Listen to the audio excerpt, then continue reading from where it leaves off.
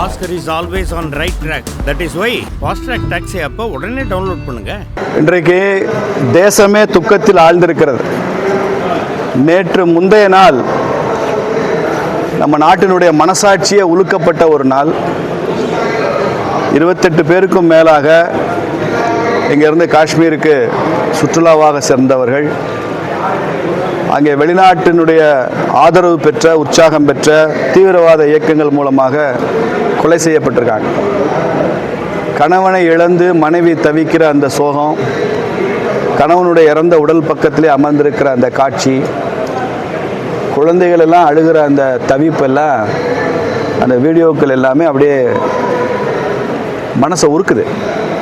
வழக்கமாக எனக்கு வரக்கூடிய பல வீடியோக்களை நான் எல்லா இடத்துலையும் பொது இடங்களில் பகிர்வது வழக்கம், நல்ல விஷயங்கள் எல்லாம். ஆனால் இது சம்பந்தமான எந்த வீடியோவையும் என்னால் பகிரக்கூட முடியல. பார்க்கிறவங்க எல்லாம் கொதிச்சு போயிடுவாங்க, அப்படி இருக்கு. இதை வன்மையாக பாரதிய ஜனதா கட்சி கண்டித்திருக்கிறது. ஐயா மோடி அவர்கள் சவுதியிலிருந்து உடனே திரும்பி வந்திருக்கிறாரு. டெல்லி விமான நிலையத்திலேயே ரெவ்யூ மீட்டிங் வச்சிருக்கிறார். அவரால் விமான நிலையத்திலிருந்து அவர் பிரதமர் அலுவலகம் கூட அவரால் போக முடியல. அந்தளவு பிரதமர் இதில் ரொம்ப நெகிழ்ச்சியாக இருக்கிறார். இந்த தேசத்தின் பாதுகாப்பு பற்றிய அக்கறை. அமித்ஷா அவர்கள் உடனடியாக காஷ்மீர் விரைந்திருக்கிறார். குற்றவாளிகள் மிக கடுமையாக தண்டிக்கப்படுவார்கள். இது பக்கத்து நாட்டில் இருந்து தான் இதற்கான இன்ஸ்பிரேஷன் வந்தால் அவங்களும் இதுக்கு ஒரு பெரிய விலை கொடுக்க வேண்டிய அவசியம் இருக்கும். அவ்வளவு ஈஸியாக இந்தியாவை அடிபணிய வைக்கவோ வளைந்து கொடுக்கவோ வைக்க முடியாது. இது இதுக்கு முன்னால் இருந்த ஆட்சிகள் இல்லை. இது நரேந்திர மோடி ஆட்சி. தேசத்தை தெய்வமாக நினைக்கிற ஆட்சி. இந்த நாட்டினுடைய ஒவ்வொரு குடிமகனுடைய உயிரையும் மானத்தையும் கண்ணியத்தையும் குறிப்பாக பெண்களது மாண்பையும் போற்றுகிற ஒரு ஆட்சி. அதனால் அவர் யாராக இருந்தாலும் இதுக்கு ஒரு பெரிய விலை கொடுப்பாங்க. இதை பயன்படுத்தி கொண்டு தமிழ்நாட்டில் திருமாவளவன் மாதிரி சில சக்திகள், இன்னும் சில யூடியூபர்ஸ், இவங்கெல்லாம் ரொம்ப அதிகமாக கூவுறாங்க. அமித்ஷா ராஜினாமா பண்ணணும்னு திருமாவளவன் சொல்லியிருக்கிறார். அங்கே யாரும் ஃபரூக் அப்துல்லா ராஜினாமா பண்ணணும், காஷ்மீரை ஆட்சி செய்கிற அந்த மாநில முதலமைச்சர் ராஜினாமா பண்ணணும் யாரும் பேசல. இதுவரைக்கும் தமிழ்நாட்டிலிருந்து வந்த கண்டனங்கள் எதுலையுமே காஷ்மீரை ஆட்சி செய்கிற மாநில முதலமைச்சரை பற்றி ஒரு கண்டனமும் இல்லை.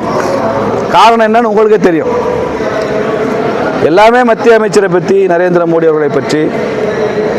28 பேர் இறந்து போனது வெளிநாட்டிலிருந்து வந்த பயங்கரவாதிகள் கொலை செய்து இறந்து விட்டதுக்காக அவன் மத்திய அமைச்சர் அமித்ஷா ராஜினாமா பண்ணணும்னா, கள்ளக்குறிச்சி சாராயத்துக்காக யார் ராஜினாமா பண்ணணும்னு திருமாவளவன் சொல்லுவாரா? அங்கே எத்தனை பேர் சார் செத்து போனாங்க?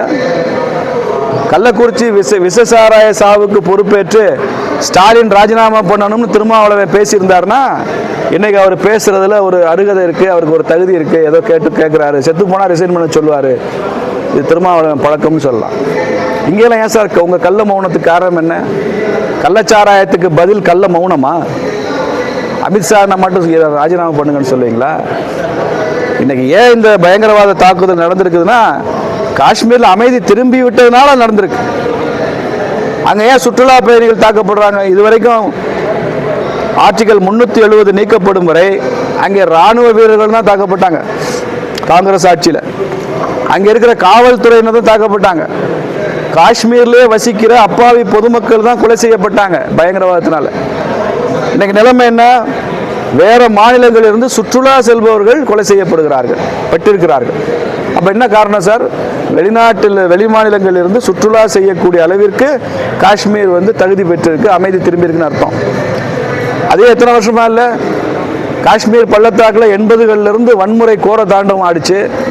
நரேந்திர மோடி வந்ததுக்கு அப்புறம் தானே கட்டுக்குள்ள வைத்திருந்தாரு. அதனால தானே சுற்றுலா பயணிகள் கொல்லப்படுறாங்க. அப்படி ஒரு சுற்றுலா அங்கே இல்லை, அங்கே ஒரு பீஸ் டூரிசம் இல்லை. காஷ்மீர் இன்னும் கலவர பூமி என்று உலகத்துக்கு காட்டணும்னு பாகிஸ்தான் நினைக்குது. பாகிஸ்தானுடைய மியூசிக்கு இங்கே டான்ஸ் ஆடுறதுக்கு அரசியல்வாதிகளா? பாகிஸ்தான் போடுற தாளத்துக்கு இங்கே நடனம் ஆடுறதுக்கு இங்கே இந்த பத்திரிகையாளர்களா, ஊடகங்களா? இதெல்லாம் பிஜேபி சகித்து கொள்ளாது. குறிப்பாக மோடி அவர் சகித்து கொள்ள மாட்டார். என்ன கொடுமை நடந்திருக்குன்னு எல்லாருக்கும் தெரியும். இந்த பயங்கரவாதிகள் புதுசாக ஒன்று உருவாக்கி இருக்கான். பேண்ட்டை கலட்டி பார்த்தா மதம் தெரியும்னு. எப்படி சார் தெரியும்? பேண்ட்டை கலட்டி பார்த்தா எப்படி மதம் தெரியும்? என்ன மதம்னு எப்படி தெரியும்? ஒரு மதம் என்பது அவர்களது நம்பிக்கையில், அவர்களது ஆச்சார அனுஷ்டானத்தில், அந்த மதம் வலியுறுத்துகிற பல பழக்கங்களை, நடைமுறைகளை பின்பற்றுவதில் எல்லாவற்றையும் மேல நல்லவர்களாக வாழ்வதில் தான் ஒரு மதம் தெரியும். அவர் எந்த மதத்தை சார்ந்தவராக இருந்தாலும் அவர் எத்தகைய நல்லவராக இருக்கிறார் என்பதில் தான் அவரது மத நம்பிக்கை வெளிப்படுமே தவிர பேண்டை கழட்டி பார்த்தா மதம் தெரியுமா? எவ்வளவு அயோக்கிய பயல்கள் என்ற பயங்கரவாதிகள். அவங்க மியூசிக்கு அவங்க டியூனுக்கு இங்கே யாரும் நடனம் ஆட வேண்டாம். இது அமைதி காக்க வேண்டிய நேரம், இறந்தவர்களுக்கு மௌனம் செலுத்த வேண்டிய நேரம். நேற்று பாரதிய ஜனதா கட்சியினுடைய அத்தனை அலுவலகங்களிலும் இறந்தவர்களுடைய ஆன்மா சாந்தி அடைவதற்காக மோட்ச தீபம் ஏற்றியிருக்கிறோம். மிச்சத்தை நரேந்திர மோடி பார்த்துக் கொள்வார் என்பதுதான் பாரதிய ஜனதா கட்சியின் நிலை. அது மிக விரைவில் 140 கோடி மக்களுக்கும் ஒரு நல்ல செய்தி கிடைக்கும் என்று நாங்கள் எதிர்பார்த்து காத்திருக்கிறோம்.